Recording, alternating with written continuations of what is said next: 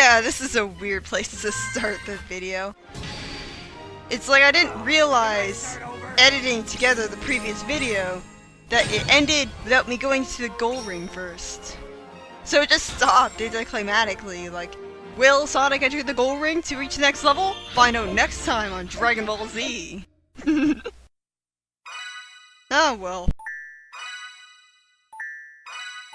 This feels like Sonic's in Secret Rings, where it's like every time you beat a level, a whole bunch of things will show up, like, you unlocked this, you unlocked that, and it tells you one at a time. Like, I feel like it just pads out the game just a little bit. I would prefer it if they just told you that you unlocked all these things all at once in one text box. And like, it says, like, numbers, like, secret illustration number whatever. Like, I don't know what that is, so it doesn't really mean much to me.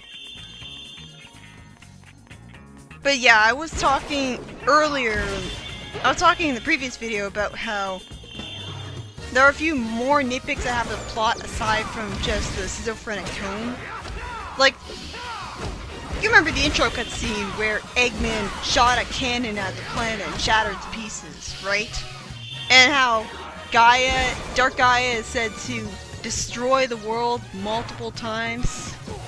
It kind of feels like a childish one-upping contest with the writer of Essay 1 and Essay 2. Like, let's compare things, alright?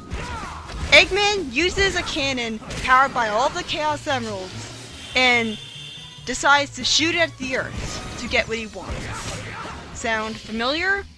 Yep, that's the Eclipse cannon all over again, only without nearly as much emotional impact. So you don't see the entire planet being destroyed all at once. You just see a close-up of it splitting into pieces. It doesn't immediately make you think, looking at it, that the entire planet is being shattered to pieces. It's not as horrifying as seeing the moon being split apart, where you see all of it, the entire time. The Eclipse Cannon had such a cool build-up and establishing shot in SA2. There was an entire cutscene in, I think, the middle of the game devoted to explaining it. And there was a proper backstory for it. In this game, it's just a cannon that he has. So, like, it feels childish, I don't know. But more importantly, let's compare Dark Gaia to Chaos. Basically, it kind of feels like Dark Gaia is a childish attempt at trying to one-up Chaos. Because it's like, oh, you remember Chaos, right? Well, he's the guy who destroyed all of the echidnas. Well, Dark Gaia is even cooler, because he didn't just destroy the echidnas, he destroyed all races of people, multiple times. Isn't that awesome? Never mind the fact that he has no established backstory or character. He's so much cooler than Chaos. Like, even his design is completely forgettable. Like, Dark Gaia destroyed the world multiple times, and you got this theme of death and rebirth. Except, the story doesn't really focus on that, or dwell on that. So, it's like, the world's gonna get destroyed. Whatever. I don't really care. Like, why have that overly dark element if you're not going to at least use it properly? Like, SA2 had an entire theme to its story. Its theme was forgiveness, which is exemplified perfectly when Amy had her speech to Shadow, and she got him to forgive humanity, while Gerald couldn't. Unfortunately, this game doesn't really have a theme, other than the world will get destroyed, and you can reborn again, but whatever. So, I guess you gotta dash in order to avoid getting hurt by the spikes here. And I have to walk back towards the camera, blindly stumbling into the camera. And again, I stopped dashing and barely managed to... Well, actually, I think that hitting that switch caused the spikes to retract permanently. So, never mind. But still, like, you have to activate the dash with double tap. Double tap on the analog stick.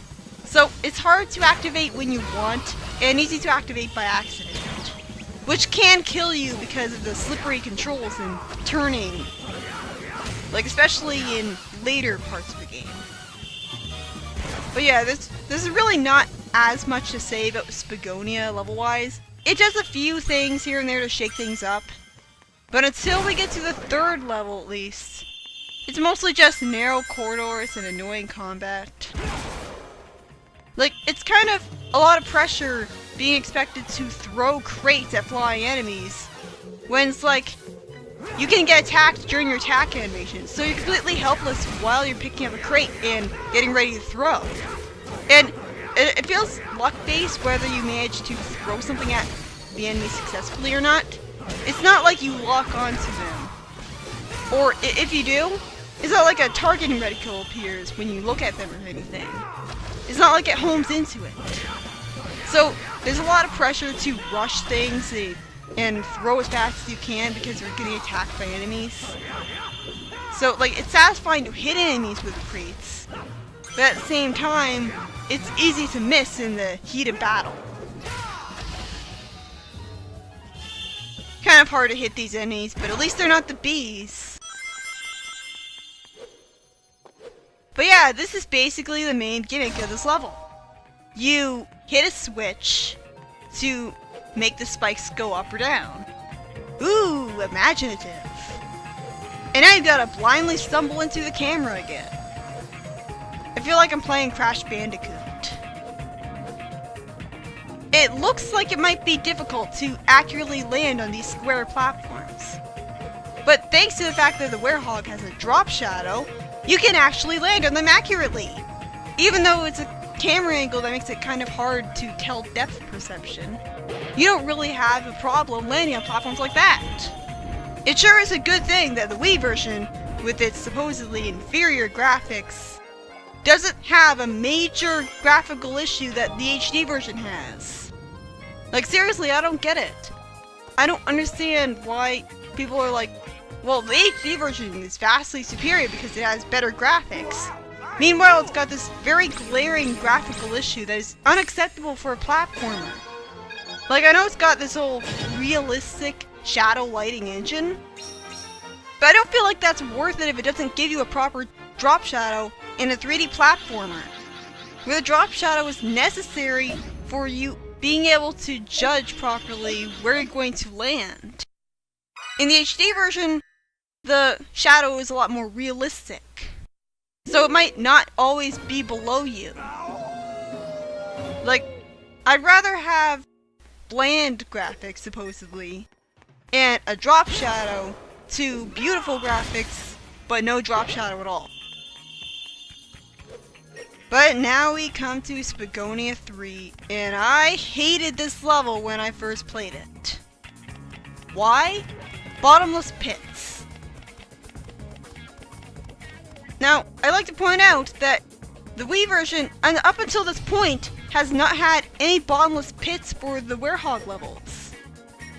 And I found the werehog levels to be boring, but perfectly tolerable up to this point.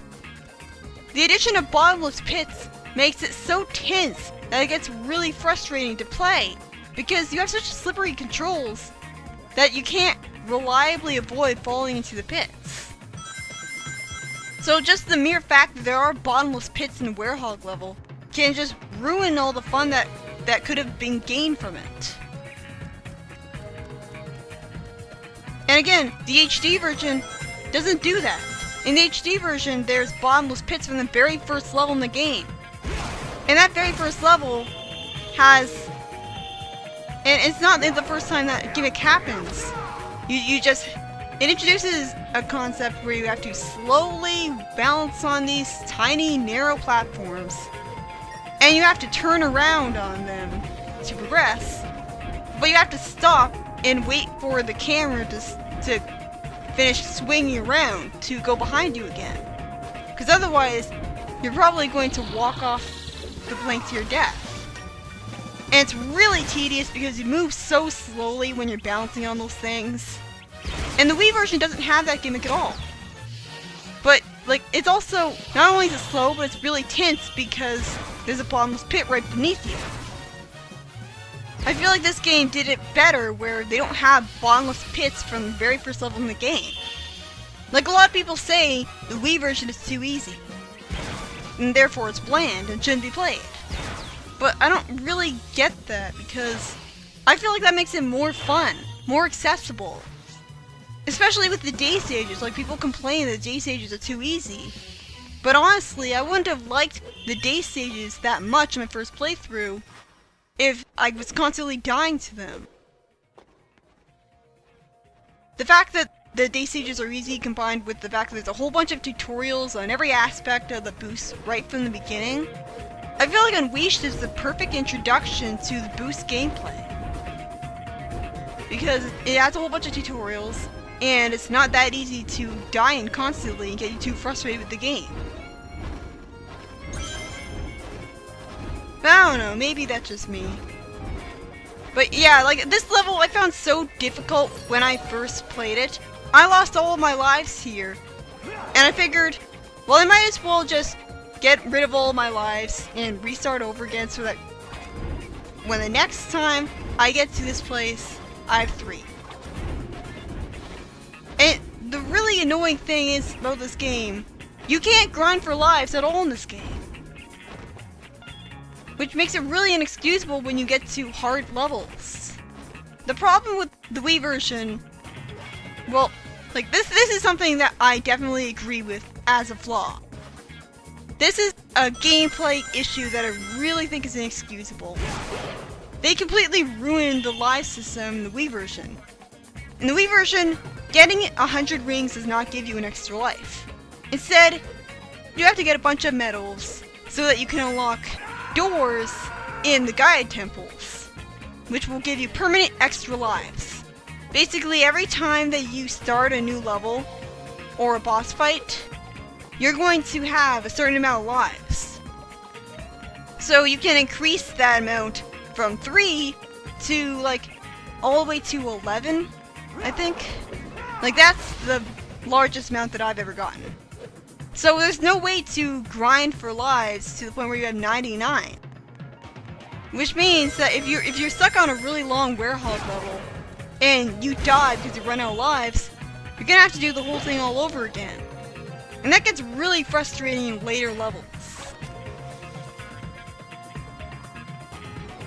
So yeah, like I was honestly worried that I wouldn't even be able to beat this level. And it's not just because of the bottomless pits. It's also because one of the keys is really obnoxious to get. Like, I think it's this one. This key, I completely missed out on when I first tried to level. Because I didn't even notice that I could go down here at all. Like, I don't think that the camera was leading me to this part. Like, the only positive thing I have to say about the bottomless pits is that it's really hilarious when you fall down them as a Werehog, because the Werehog screams like someone ripped off his arm.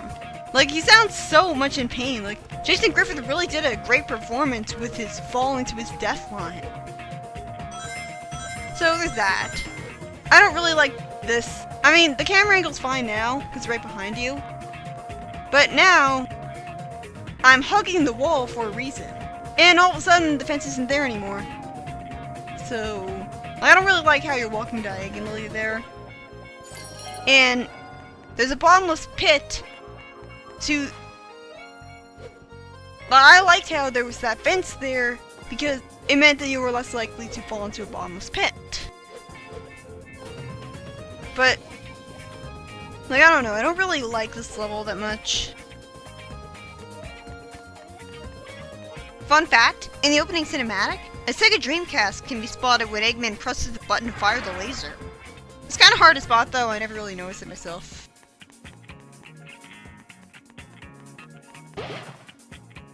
Thank God, the goal ring's right there. So you make a happy mad dash for the goal ring, and enemies show up. The wizard enemies are really annoying. It's not very intuitive that you can actually pick them up. And it's also pretty easy to forget that you can pick them up, which really inconvenienced me later in the game. Because like, it's intuitive that you can pick up the smaller enemies, but like those wizard enemies are kind of bigger, so it's kind of easy to forget that you can pick them up. And so they move away from you so quickly and so suddenly that it kind of feels cheap that you think that you have to dash attack to attack them, when you dash attack and you're forced to just move forwards in one direction and attack them. So it's a lot easier to miss.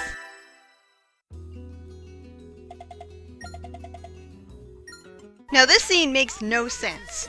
What do the Dark Arms aliens have to gain in making these civilians dance? It's never explained. What's also never explained is where Chip gets that camera. Did he pay for it with Sonic's money? Did he steal it? Did the HD version explain that? Another minor nitpick I have with the plot of this game is that I wish Sonic was actually shown paying for his ice cream with dollar bills. Like in that ice cream cutscene.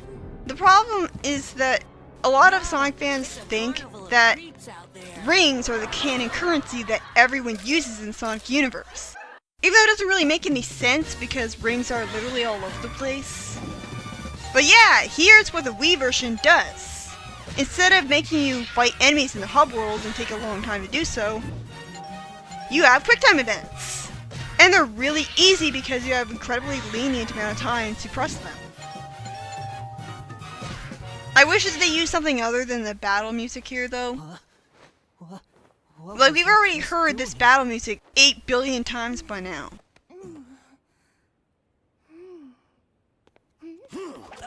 Does this look familiar? Wait up!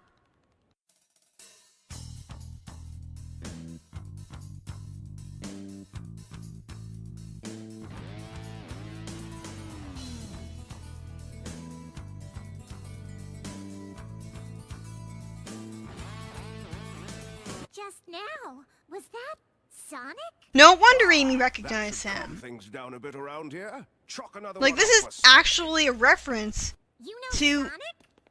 him rescuing her the way. How are you surprised that he knows Sonic when Sonic should be a world-famous hero of the world by now? Everything Like, this just further exemplifies how little sense this plot makes. over a plate of cucumber sandwiches. And that further exemplifies how one note of a character he is. Like, you can't go even a single scene without mentioning cucumber sandwiches. Like, we get it. You like cucumber sandwiches already. Like, I feel like he would be a better character if he had more depth than just only being eccentric because he talks about sandwiches.